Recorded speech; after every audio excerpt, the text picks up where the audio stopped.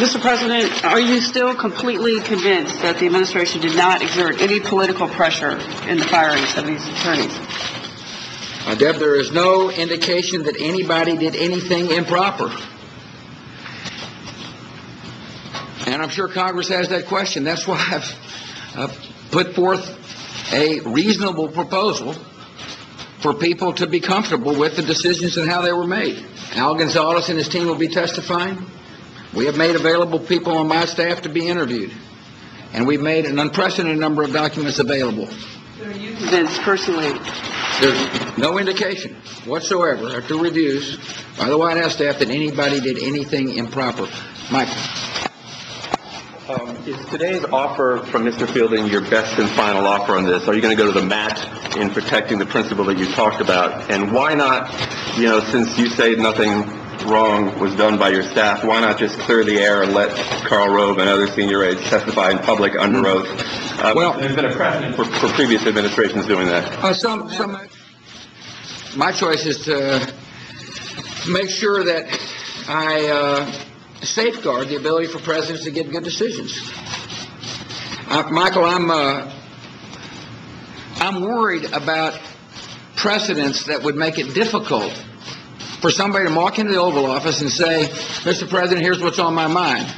And if you haul somebody up in front of Congress and put them in oath and, all the Klieg lights and all the questioning, to me, it makes it very difficult for a president to get good advice. On the other hand, I understand there is a need for information sharing on this, and I put forth what I thought was a rational proposal.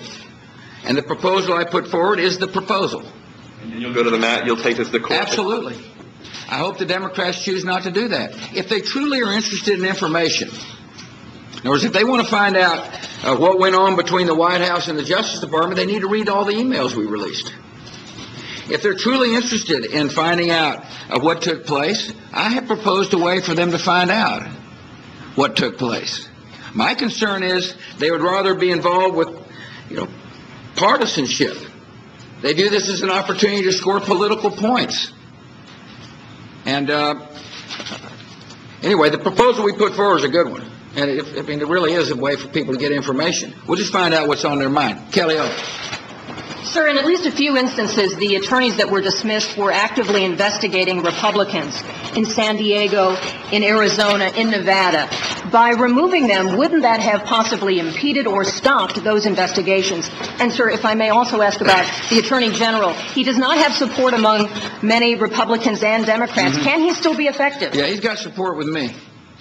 I support the Attorney General. I told you in Mexico I've got confidence in him. I still do. He's going to go up to Capitol Hill and he's going to explain the very questions you asked. I've heard all these allegations and rumors, and people just need to hear the truth, and they're going to go up and explain the truth.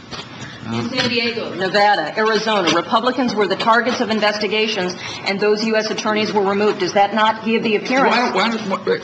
It may give the appearance of something, but I think what you need to do is listen to the facts and let them explain to you. It's precisely why they're going up to testify, so that the American people can hear the truth about why the decision was made. Listen, first of all, these U.S. attorneys serve at the pleasure of the President. I named them all. And the Justice Department made recommendations, which the White House accepted, that 8 of the 93 would no longer serve. And they will go up and make the explanations as well. I'm sorry this, frankly, has bubbled to the surface the way it has for the U.S. attorneys involved. I really am. I put them in there in the first place. They're decent people. They serve at our pleasure. And yet now they're being held up into the scrutiny of all this, and what I said in my comments I meant about them. I appreciated their service, and I'm sorry that the situation has gotten to where it's got. But that's Washington D.C. for you. There's a lot of politics in this town, and I repeat, we would like people to hear the truth. And Kelly, your question is one I'm confident will be asked to people up there, and the Justice Department will answer that question in an open forum for everybody to see. If the Democrats truly do want to move forward and find the right information, they ought to accept what I proposed.